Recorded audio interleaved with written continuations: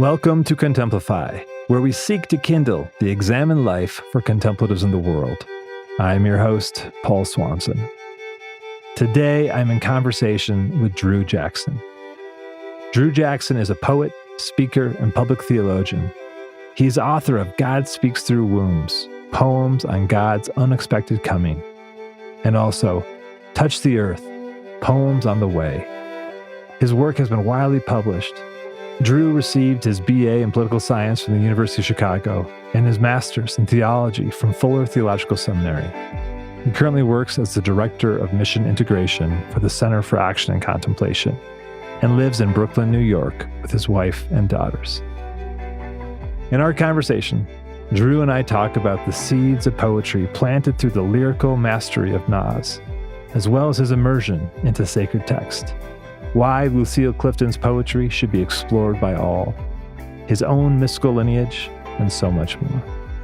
As always, you can visit contemplify.com for the show notes on this episode and learn more about Drew's work over at drewejackson.com. That's drewejackson.com. Now, join me in raising a glass to my guest today, Drew Jackson.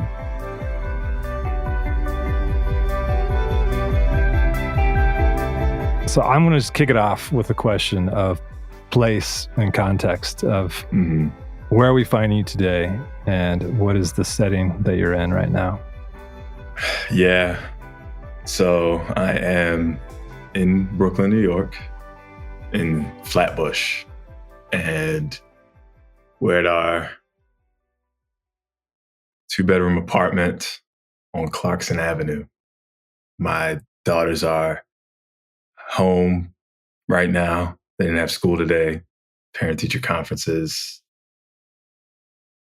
So they're fighting boredom at the moment.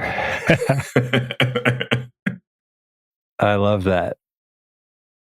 Do you encourage them in that boredom? Like, just my own bias here of like, I feel like so much creativity comes out of that boredom. And I know with my kids, when they're bored, I'm just like, lean into it. How do you respond when that classic childhood cry of, Dad, I'm bored. Yeah, lean into it. One of the things I love to say to them is, it's good to learn how to be bored. So one of my daughters is really trying to learn how to crochet. And she just has been watching like YouTube videos, just in her boredom, trying to figure out how to do it herself. Wow. And yeah, so it's, to your point, it does really, I think, fuel creativity. Can also fuel conflict and arguments between siblings. Yes. Yeah. That is well said and is often an understatement when those conflicts erupt. Yeah. Thanks for setting that scene about where you are today. Mm-hmm. As we were talking about, this podcast focuses on kindling the examined life for contemplatives in the world. When you hear that word contemplative or that identity or moniker, how does that relate to you or your work, if you think it does? Yeah, it's a word that I would definitely use to describe my own spirituality and my work as a poet. Even if at times I don't know what I mean when I say it. Yeah. But it is a way of being and seeing the world that for me really comes down to paying attention, both to my interior landscape and to what's happening around me or in the space between myself and another person, the space between myself and the ground that I'm standing on. So it's paying attention to those in-between spaces and allowing myself to be fully present to all of it without judgment and holding the tensions of what is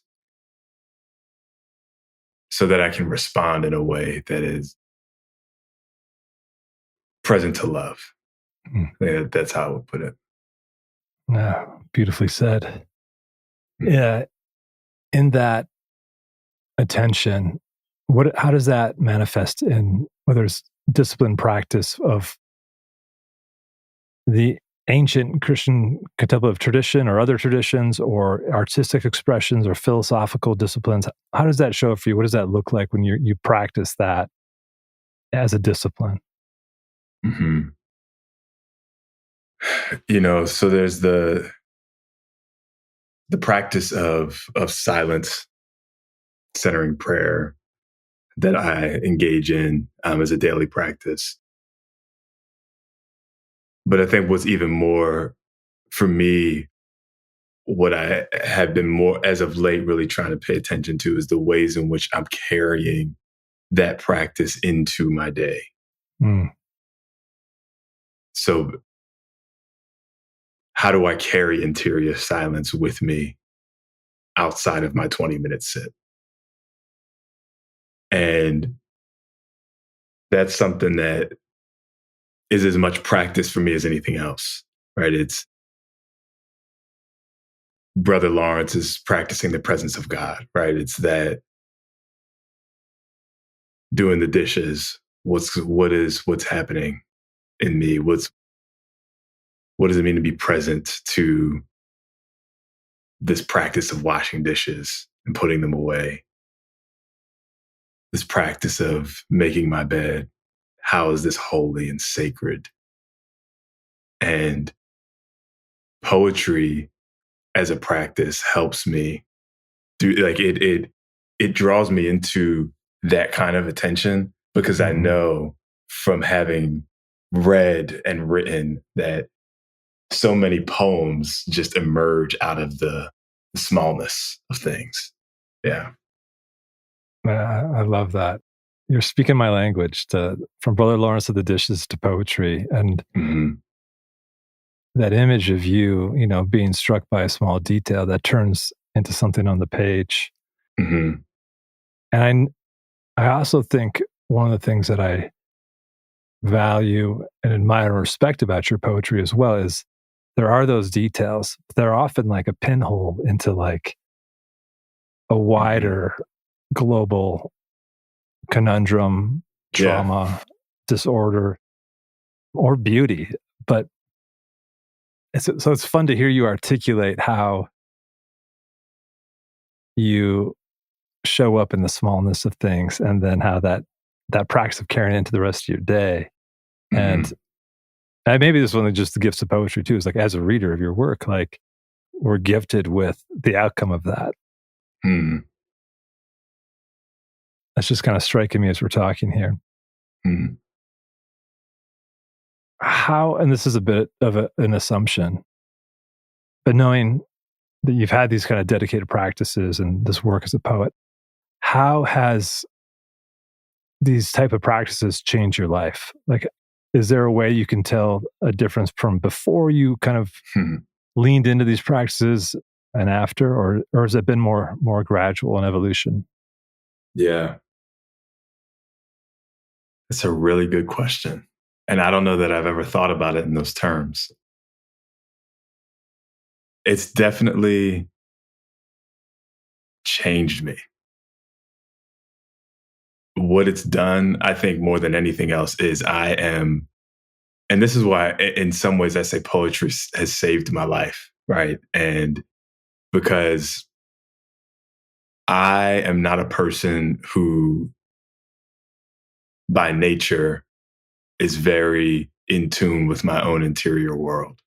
I have to, like, if you were to ask me, how are you doing? For me to answer that question takes a lot. It takes a lot for me to really access what's going on. And the practice of presence, and through particularly presence through poetry, has given me a tool. It's giving me something to be able to access what's really happening in me and around me in ways that for a long time were foreign to me. It wasn't how I was moving through the world. And so I would say that that's definitely a marked change for me in Mm-hmm. beginning these practices in this particular way. Mm. That's beautiful. Mm. I love that. I have another question here just on your own formation. If someone were going to teach a class on the formation of Drew Jackson, what would be the 3 mandatory readings or pieces of art or places that would definitely be on that Oh, syllabus? man. So you said the 3 Mandatory readings, readings or works, works, the things pieces that of formed art. you. Yeah. Oh, man. It can change tomorrow. It's Ooh. just for today. It's just for today. Yeah. Just for All this right. moment. Yeah. Wow. So for this moment, I'll say Nas's Illmatic, Howard Thurman's Jesus and the Disinherited, and Thomas Merton's New Seeds of Contemplation. Mm. Can you walk me through at which stage of your life were you introduced to each one of those? Or did they overlap? How did those first reach your life? Oh, I was introduced to Nas and Illmatic pretty young because I have older brothers who listen to hip hop. And so I just I have those early memories of growing up and hearing hip hop in their cars as I'm like in the back seat riding with them Mhm. but it really wasn't until like high school that I listened to that album and sat with it. And it was just the lyricism of it all, the storytelling of it, and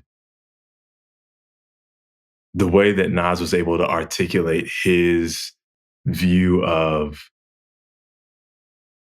New York from his perspective as a 19-year-old kid.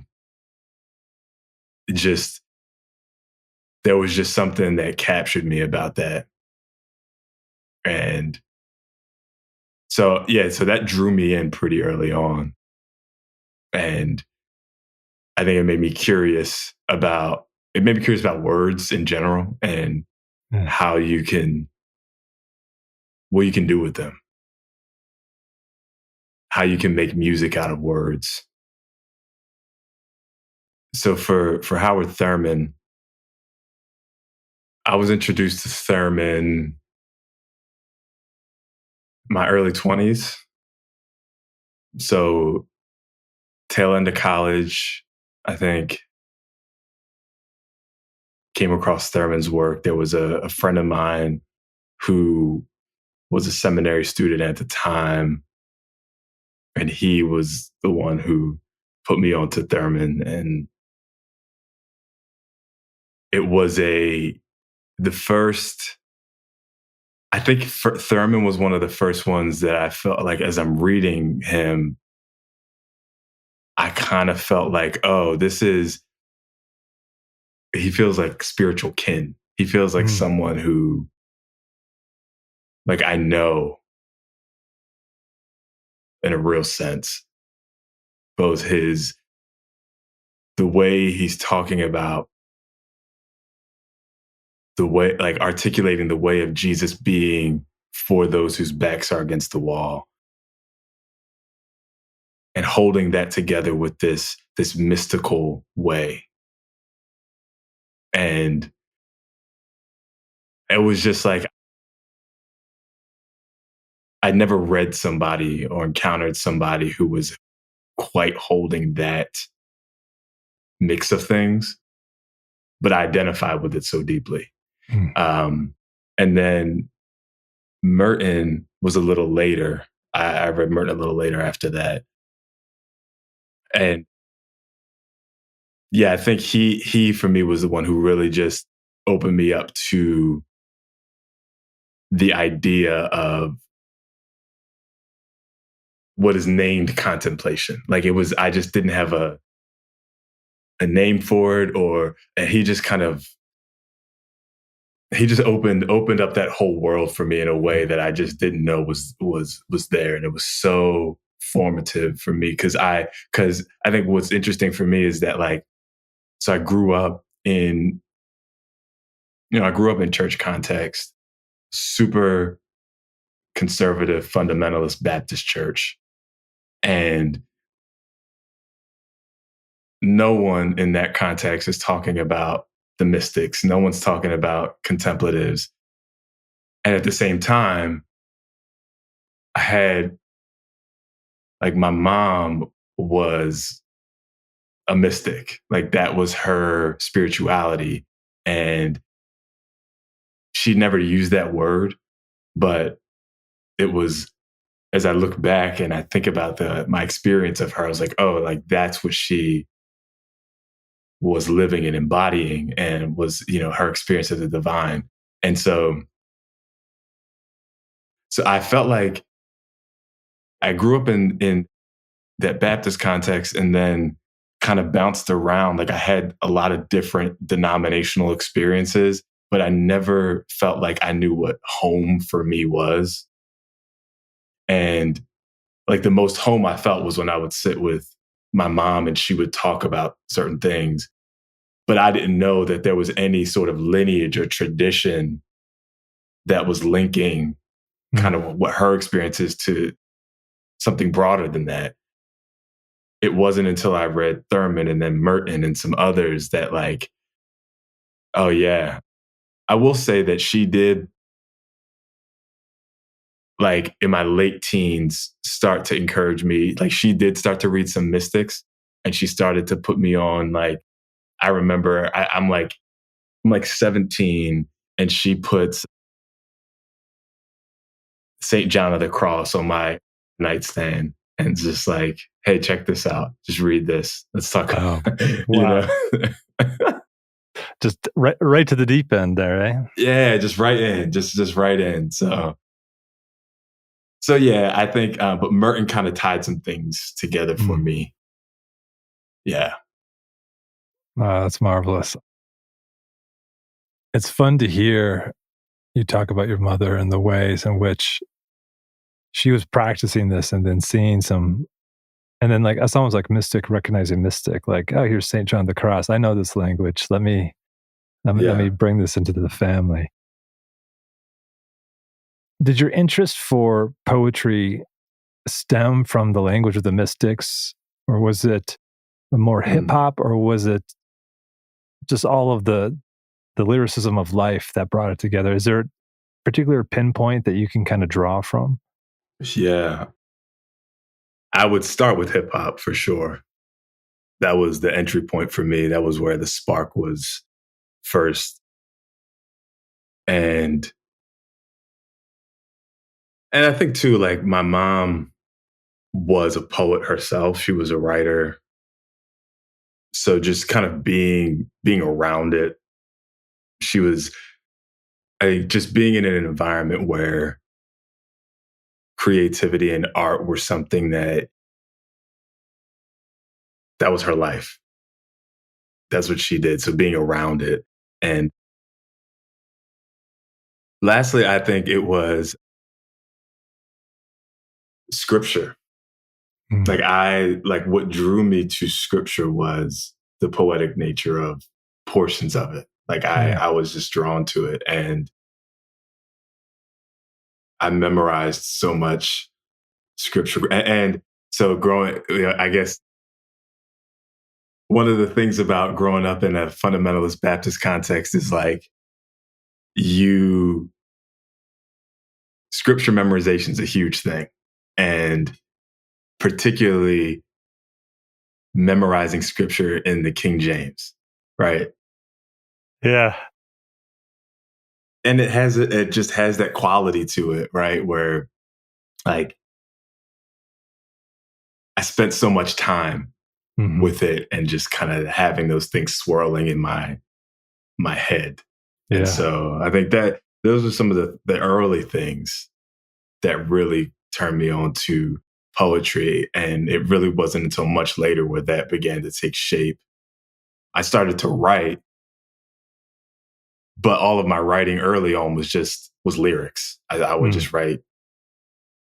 I didn't really get into poetry until honestly, like my mm, late 20s, early 30s. Mhm. Like so. That's so great. Because I mean, I love the way you articulate that because clearly it's like been a part of you and growing in you. And then like now it's more outward facing probably than it ever has been. But Mhm, it's fun to hear how that was like always kind of interstitched to your person and in your lineage. mhm, There's something about like the stereotype of a poet. And mm, there's ways in which like I almost put poets in like two camps. There's those that I'm drawn to, and then there's those that I'm like, yeah. I walk away from for like, and you and your poetry definitely draw me in. Mm, And I'm curious, thinking about the ways in which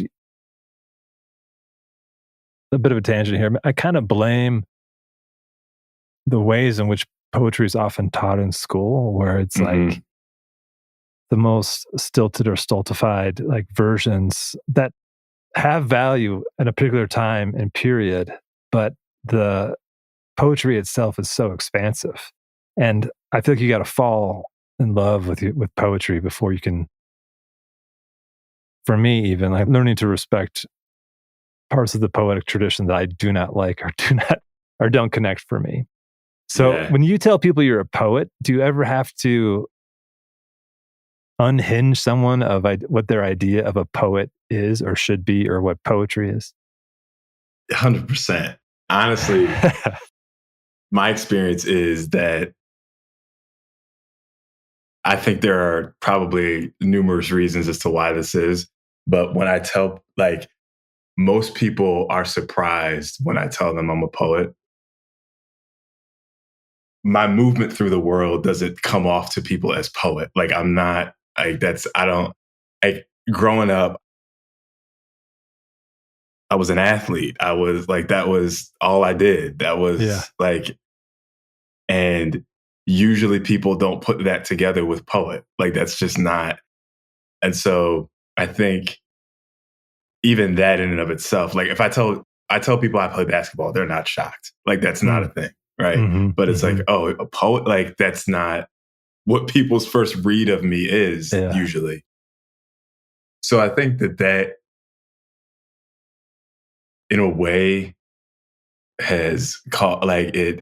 My experience of it anyway is that has caused more intrigue than anything.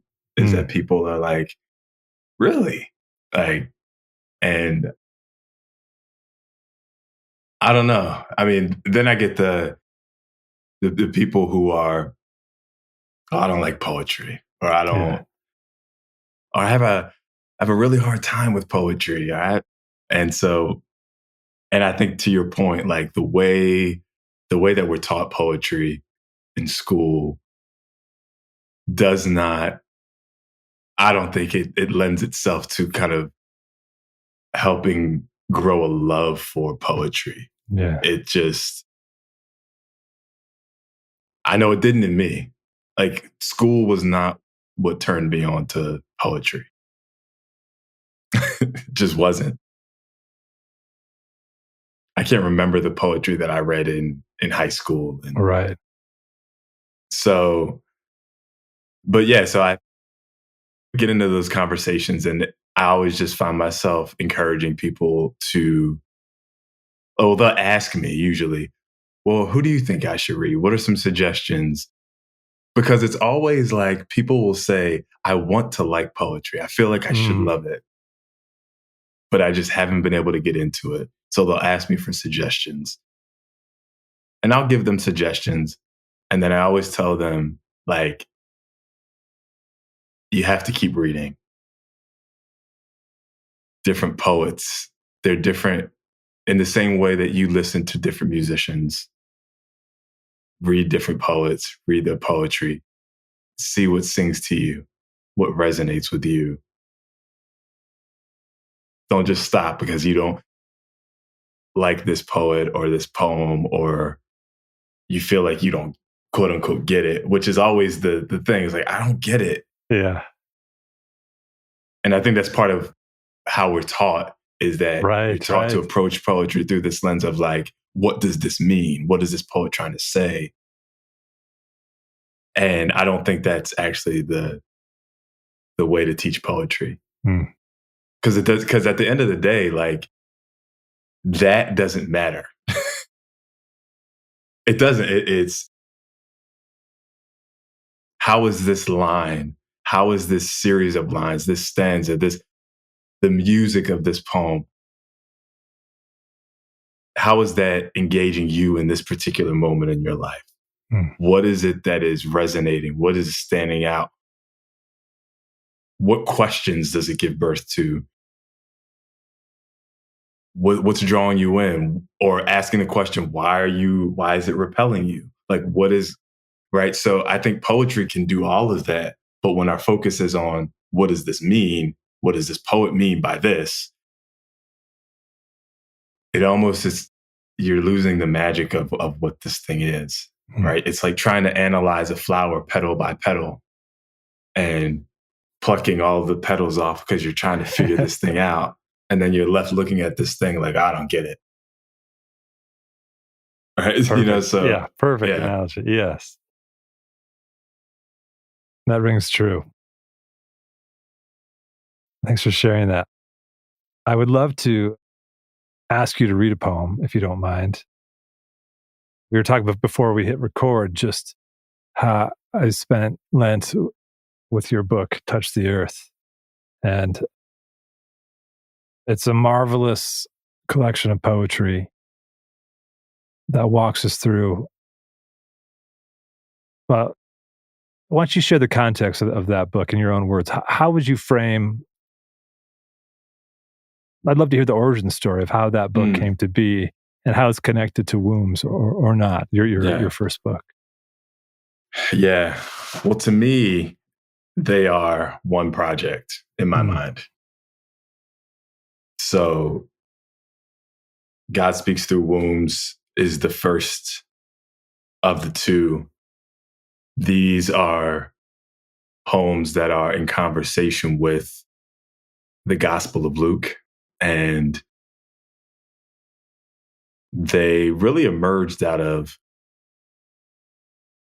like, there were several different things that kind of converged in one. So I started writing what would become God Speaks Through Wombs during the pandemic, and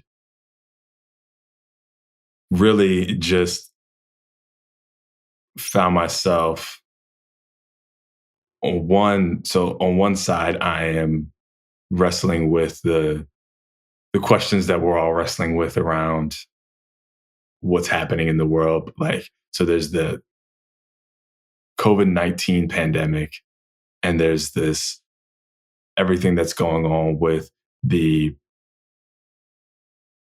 unveiling, I'll say, of the still present racism and white supremacy in our country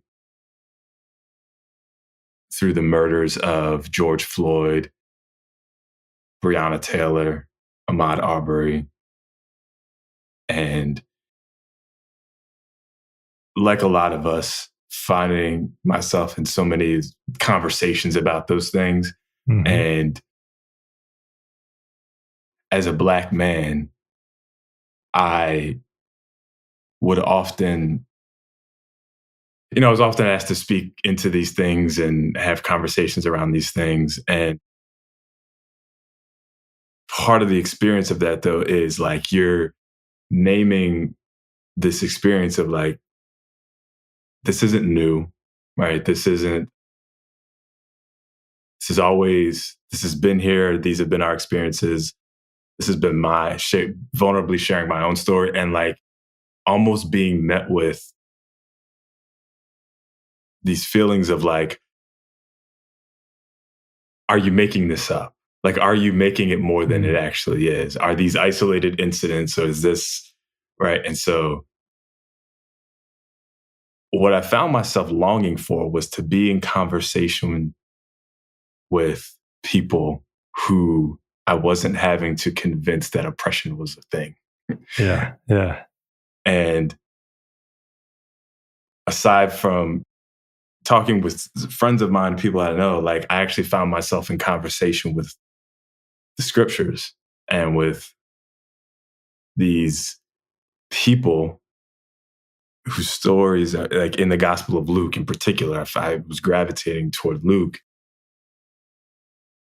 and remembering that, right, like scripture is a collection of writings that emerged from people who knew what it meant to live on the underside of history. They were not like Rome did not write the text, and it'd be a very different story. it'd be a very different story. So I just found myself in conversation with that and wanting to dialogue with scripture in a way that was, okay, let me bring my full self and all of my questions and all of my wrestlings in this moment to the text. Let's talk.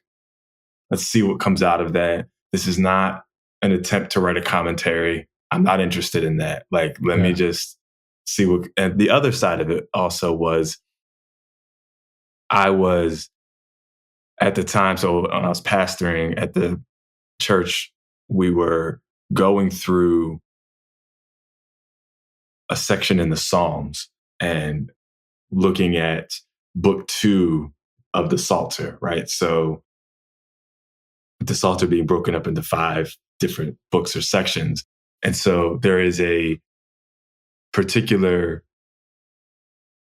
way of understanding the Psalms as being, and those 5 books as being in conversation with the 5 books of Torah, that they're not commentaries on them, but that if you read them, you can see and hear the conversation between. So as I'm reading through book 2 and I'm hearing Psalms like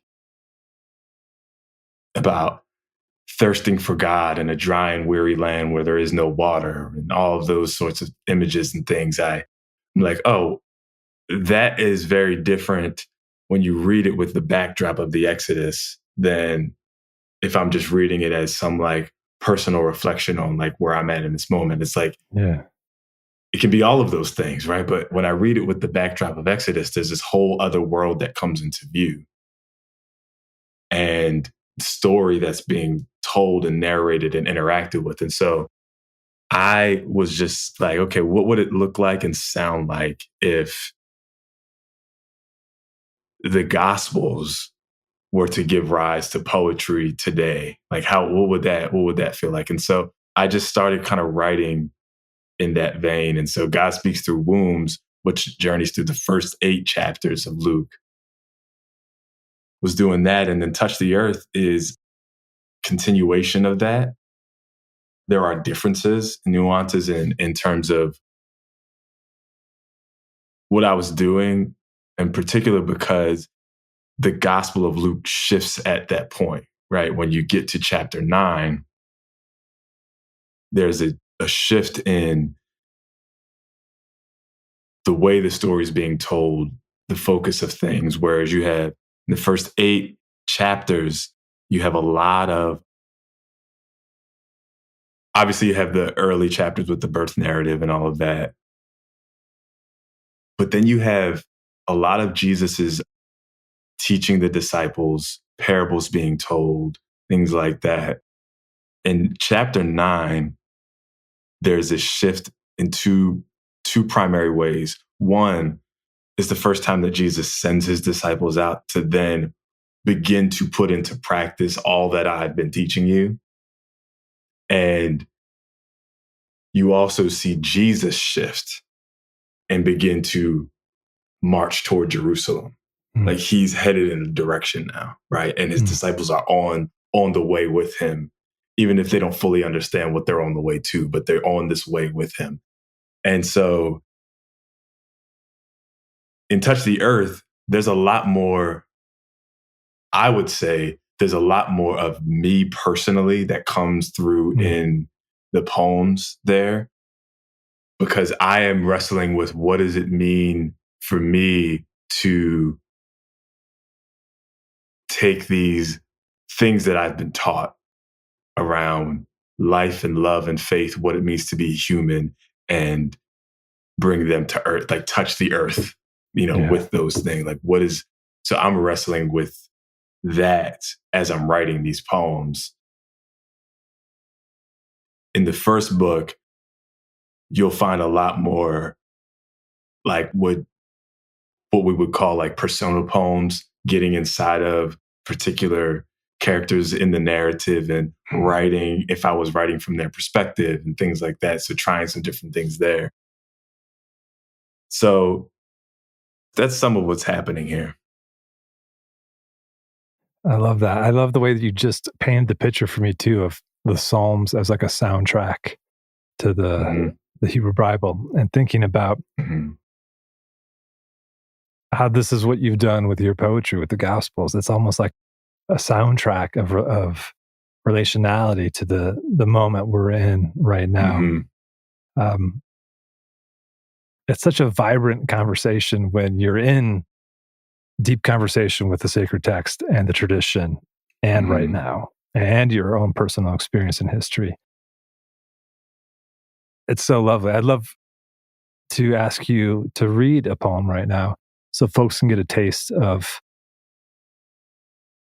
one of your poems from Touch the Earth. Yeah. Absolutely. Okay. Yeah. I will start by reading These Bags.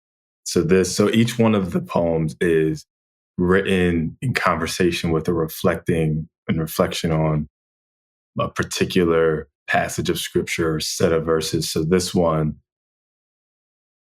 was written in conversation with Luke 14, verses 25 through 33. It's called These Bags. These bags I carry, I hold them dear. They are full of things near to my heart, things I have earned, things I have learned, things I have loved.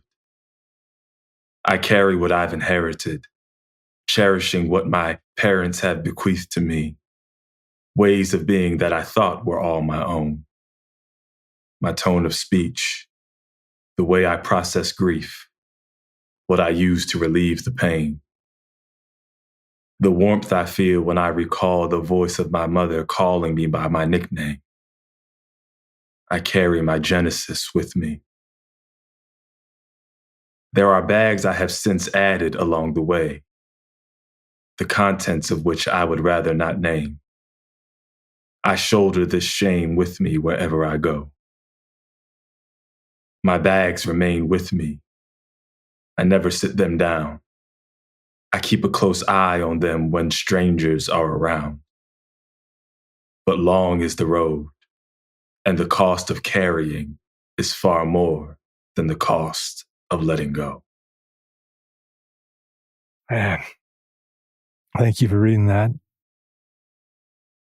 Just hearing it in your voice and letting it land on me right now. When you read a poem like that, does it sink back to the inspiration of what sparked it? Or has it changed since that moment when it first came as a seed of an idea and you put it to the ink to the page? It changes. I mean, when I wrote that one, I think the seed in some ways remains the same, but how when you read back on a poem that you wrote at a particular time, sort of the way that is manifesting itself in you right now feels different. So, and it's also like with these poems in particular, and the ones that are interacting with Luke in scripture, it's a particular thing because it's like, oh, this was how I was interacting with this particular text at that time, right? So, this section about the cost of discipleship, the cost of, and right, there's, in particular, Jesus says, none of you can become my disciple if you do not give up all your possessions, right? And thinking about what is it that I cling to, that I possess, that the invitation is to set down, to let go of, to. And so for that in and of itself is something that is going to change when I read this 5 years from now. It has to, it should, like, I hope it does. Right? When I read this. But the imagery of carrying bags, right? And I'll say, one of the things I'll say about the poem is this, like, I actually, if you look at it on the page, it starts with, it's like a paragraph of text that as you go on in the poem, it gets a little bit more sparse. And the idea of that, even for me, was just that as, like, when I read the poem,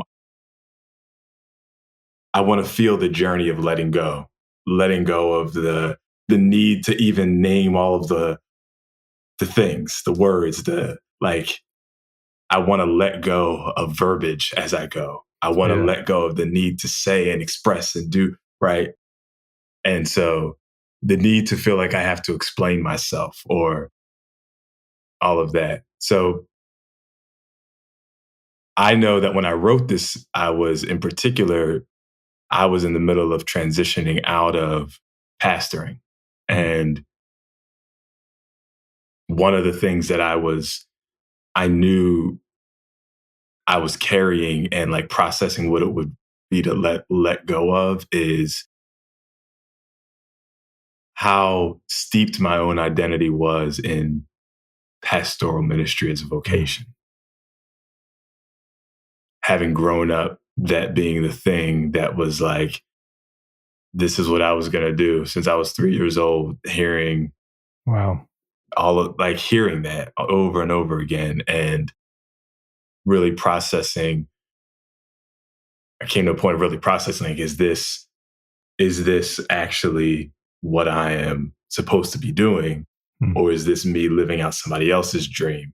And I'm like actively processing what it's going to be like to let go of some of these things. And also, as I'm picking up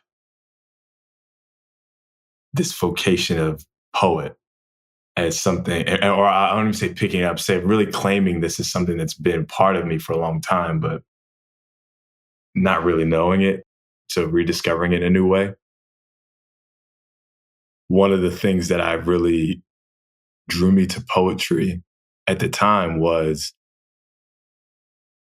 when, as a pastor and a preacher, the thing that you're expected to do is to explain, make the text clear, make the thing clear, like say the thing. So sermons are always probably too long because we say too much, right? We're always saying too much. I would agree with that statement. Yeah. And so what poetry was inviting me to do was to let go of the need for explanation, let go of the need to explain yourself, let go of the need to feel like you need to be understood, right? And so, so I think all of that was happening for me at the moment while writing this. Yeah. Wow. Thank you for sharing that. There's so much life in that poem to me, and like to think about how I come to it as a reader, like there's so many overlapping kind of meta themes of like, what am I clinging to? There's the things that I love dearly that I've inherited or been given to carry that I just cherish. And then there's the resentments that I say I don't want, but I carry them with me because they satisfy something in me that cost me something. And I need to let them go and do that work. So I thank you for reading that poem and for I had a wondering about the transition of the paragraph to and it's fun to hear how the shedding played into that as well with the words. Mm-hmm. And I told you 3 poems that I would love to hear, but I also, if there's one that's sparking interest to you or that is coming to mind, I'm game to pivot to something else that seems to be speaking to you too. Yeah. You said, what was you said which lives? Yep. And instructions for the freedom struggle. Yeah. All right, which lives? So this is Luke 13, 12 through 17. And aren't we all pro-life? Maybe. Or not. I can't decide. Maybe the answer is sometimes. For some lives. It isn't a matter of for or against, but of which. Whose lives are worth saving, pounding the pavement for in protest. Or maybe the question is this: life or profit? Or rather, from which lives will we profit? That's what a poem that I love just to leave hanging, to let people meditate on. And that's a poem to walk around with for a day or two and let it examine one. But if there's anything you would like to say about it, is there, whether it's the seed of it, the genesis of it, or if you want that just to hang with people in their own interiority, as to me, it is worth 10 pages of journaling with those questions that you're asking in the context of one's life and the national conversation and the global history. I think powerhouse. I think what I was most interested in was that this very present conversation is an ancient conversation. It's not new. Mm-hmm. It just shifts and takes different form. Right. So this is where bringing it into conversation with Luke, it's like this whole interaction where Jesus heals somebody who has an ailment, but he does it on the Sabbath. And there's this whole, everybody gets upset. All the religious leaders get upset because Jesus is healing on the Sabbath. And then he calls them hypocrites. And he says, does not each of you on the Sabbath untie his ox or his donkey from the manger and lead it away to give it water? And ought not this woman, a daughter of Abraham, whom Satan bound for 18 long years, be set free from this bondage on the Sabbath day? And he just leaves it at that. And like,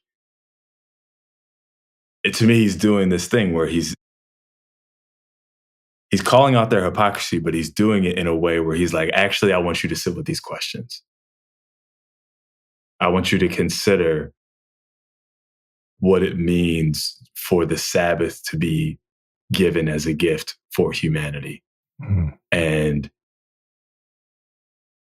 that it's an invitation, that it's always been an invitation to be for life, to remember what it means to be alive, to be human, to be in relationship.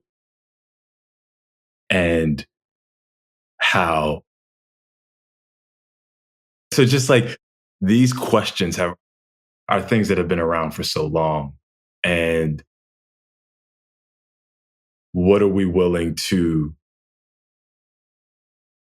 go to bat for? Who are we willing to go to bat for in terms of the value of their lives and raising our voices and protesting for. And I don't know, it's just like all of these questions are, I think they're perpetual questions. They're not questions that are like, okay, now we have the answer. They're ones that are constantly going to be coming up against us as human beings and cultures and societies at different points in time. Every time there's a major war or every time it's like the question of, why are we willing to step in here and not here? Why are we willing to raise our voices for this and not them? Why don't we just sit with the question? Yeah. So that's all. I think this is what this poem is doing, is just saying, sit with the questions longer. Yeah. I so appreciate that. And I love how you circulate with like what could be a very abstract question of like, but that you also concretize it, to personalize it so that it doesn't get lost in abstraction of just that both can be in that tension. I know that we've talked about this before in a previous conversation about the impact of Rilke and living the question. Why does that speak to you, the Rilke's invitation to live the question? Because it feels like a kind of an outflow of how this connects to this poem. Yeah, because to me, it's what I've discovered as, I could say a lot of things, I'm realizing. So to go back to my own upbringing in terms of the faith community that I was brought up in, it was so centered on certainty. It was faith was certainty. That's what it was. Mm-hmm. And if you didn't know, if there were any questions or any doubts or right, that was a red flag. And so result of that is you're given a lot of these kind of like pat answers about things. And there's no invitation to ask questions of anything.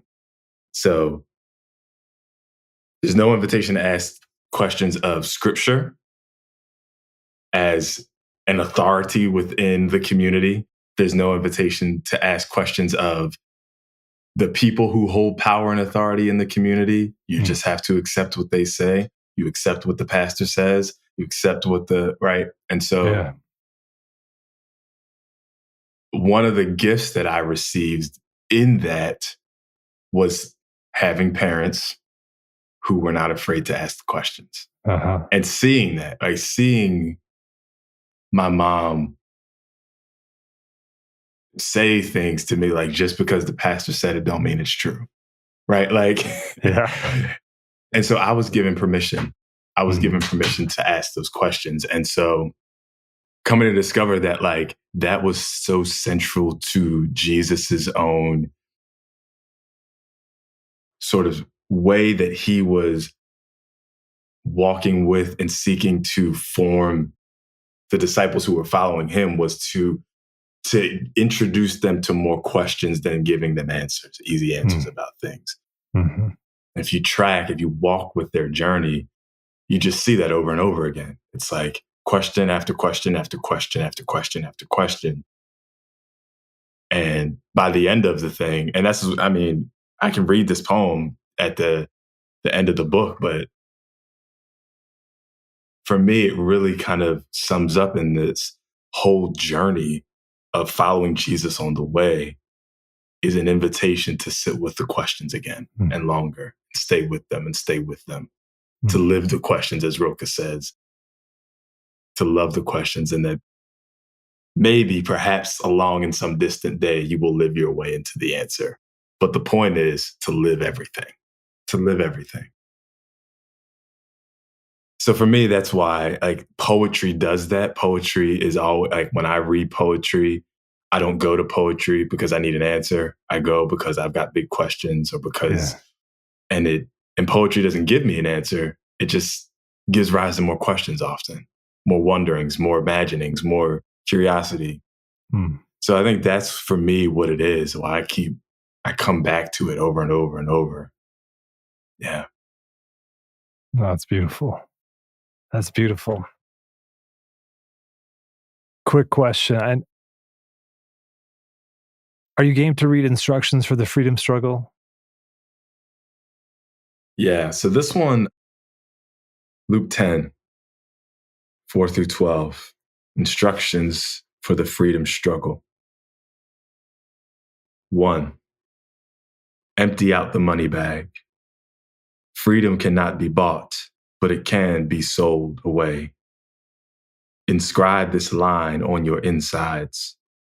Relationships are the currency of life. 2, attire yourself with nothing but the finery of dust. The less you have, the harder it is to be weighed down. 3, bolt the goal in view. Let nothing unfasten your vision from what's ahead. 4, drink to the dregs every ounce of hospitality. Scrape each crumb from the plate of love set before you. 5, know when to bless, know when to dissent. There is an art to protest. Draw your lines with precision. Number 5 is just like, it is a beautiful ending. There's those 2 lines. I feel like, the whole poem is fantastic, but know when to bless, know when to dissent. Like, I love the line being drawn. Mm-hmm. And of course, is coming directly from, or inspired, ripped off from Jesus' instructions. I always love that story of like, you're going out, fellas.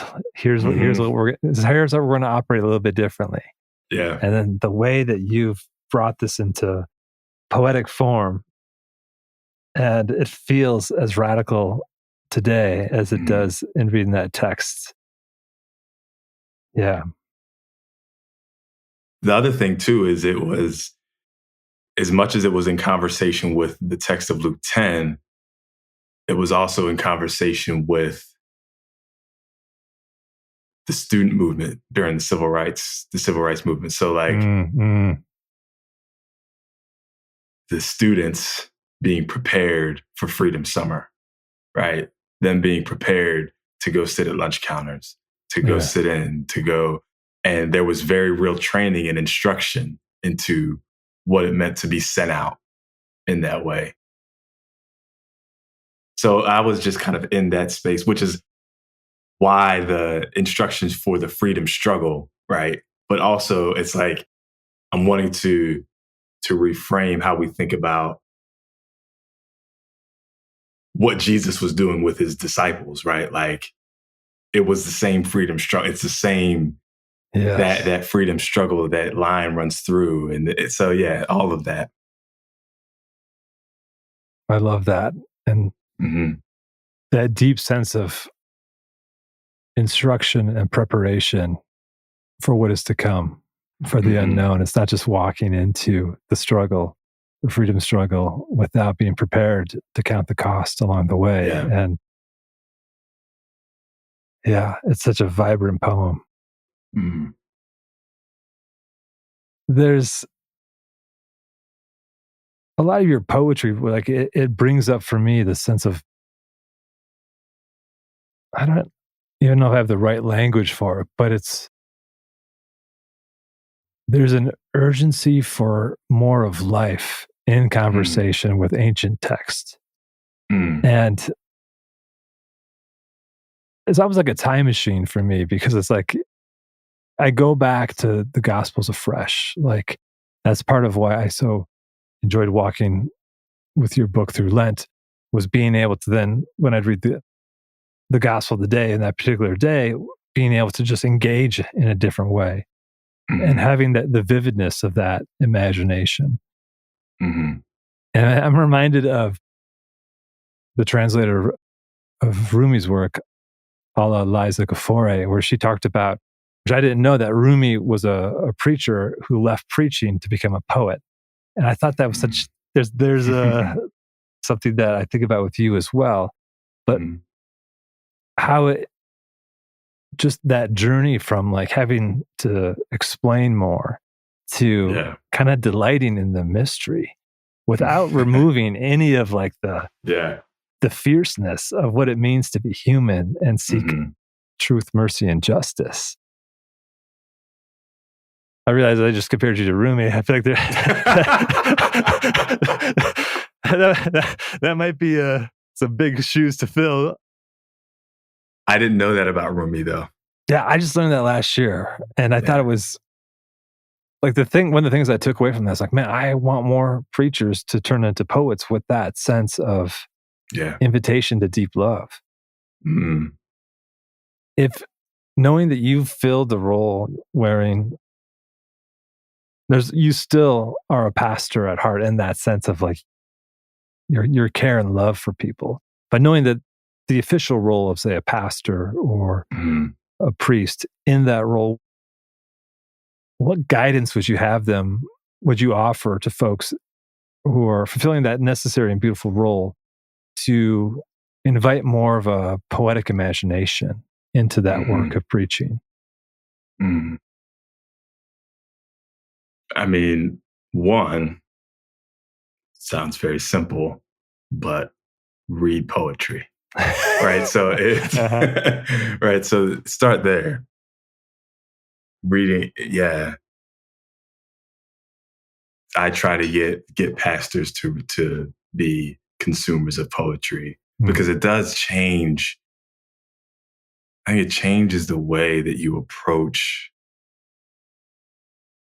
It changes the way you approach a lot of things, but in particular, like the preaching moment.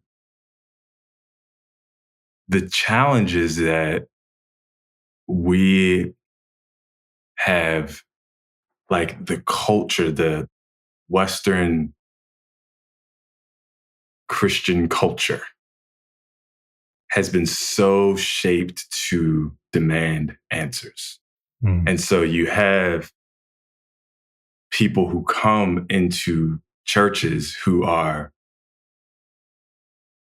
your expectation is that the pastor is going to be the answer person. Like that is the expectation. And so then it's like the pastor's got to live into that. And so it becomes this thing where it's like the expectation, I got to meet that expectation. I got to have some answer for this thing. Yeah.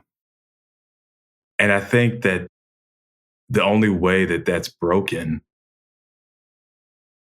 I think that pastors have a responsibility there to say like, how do I resist that and lean into the mystery, be okay with it?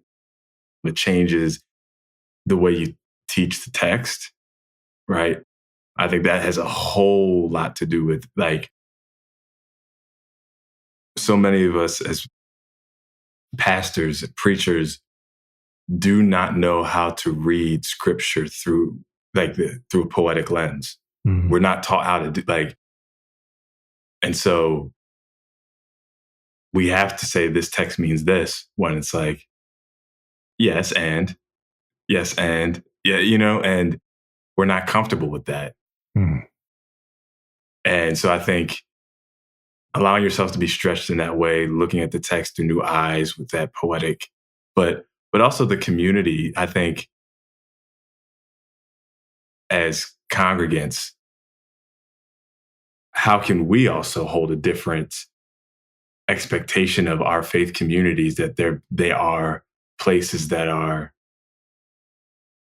not necessarily about giving me an answer. Yeah, right? Well said. But being on a journey with those who are asking the questions together. So I think it becomes a communal thing where we're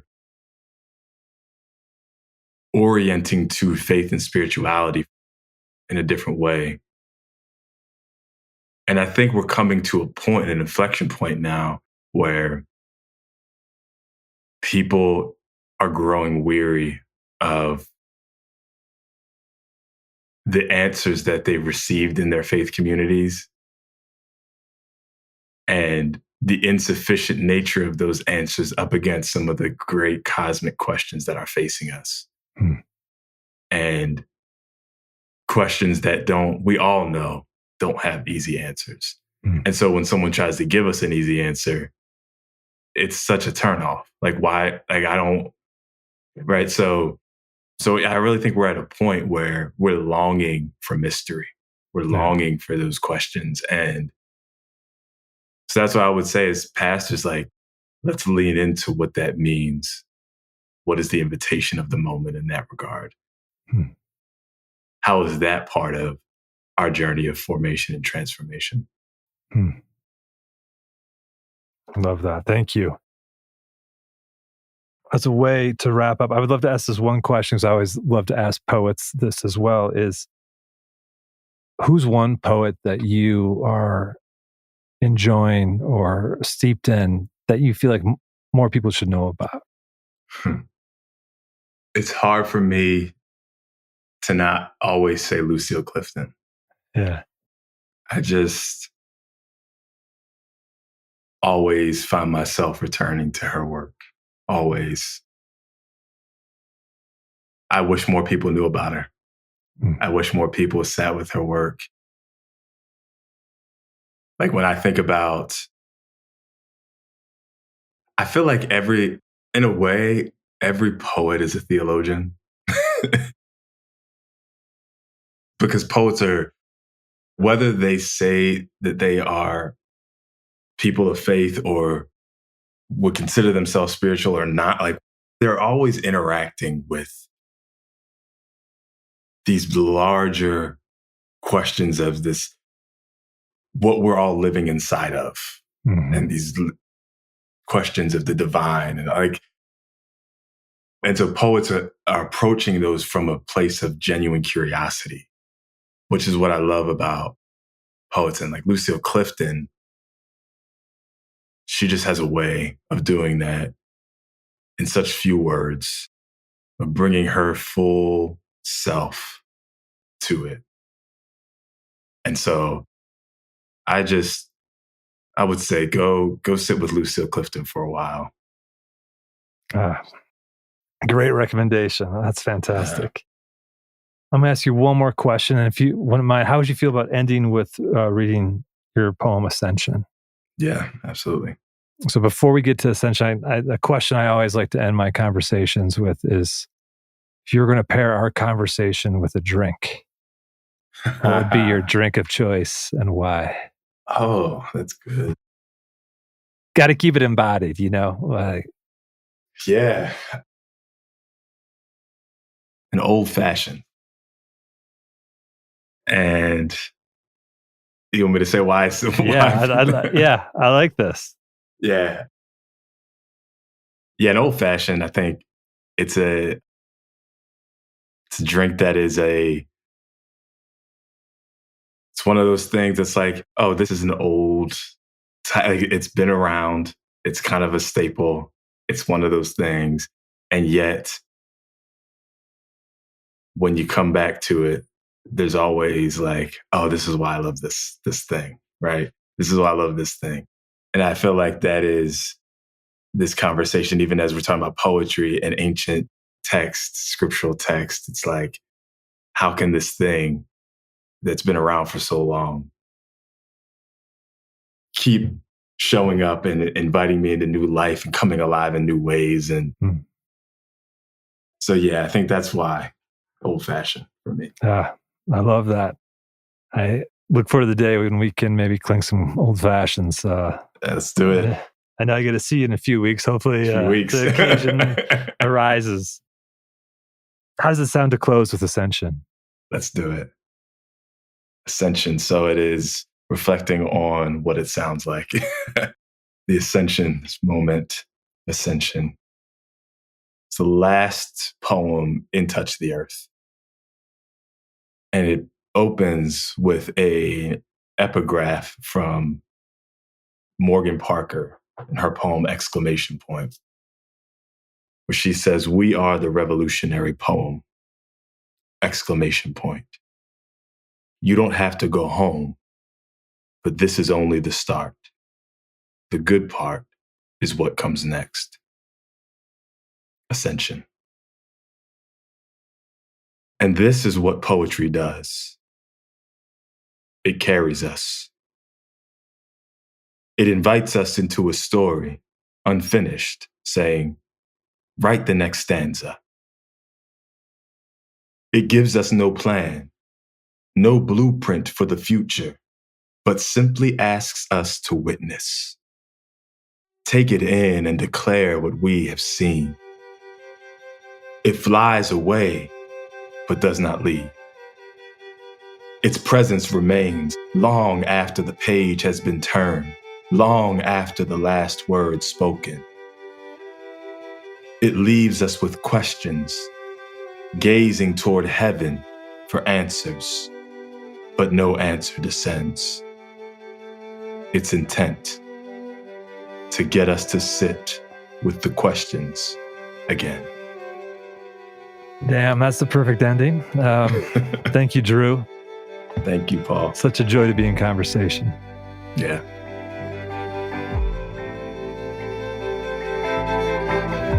Thank you for listening to this slow-cooked episode of Contemplify.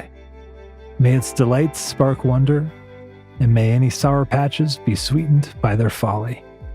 Head over to contemplify.com to find the show notes for this episode, sign up for the monthly Contemplify non-required reading list, and also the weekly contemplative practice, Lo-Fi and Hushed. If you are enjoying Contemplify, rate and review it on your podcast player. The internet tells me this helps spread the contemplative cheer. The theme song for Contemplify is called Langside by Charles Enns and Darren Hovius. Fellas, thanks as always. And of course, I am looking forward to bringing you more musings and more conversations with contemplatives kindling the examined life in the world. Until then, be well.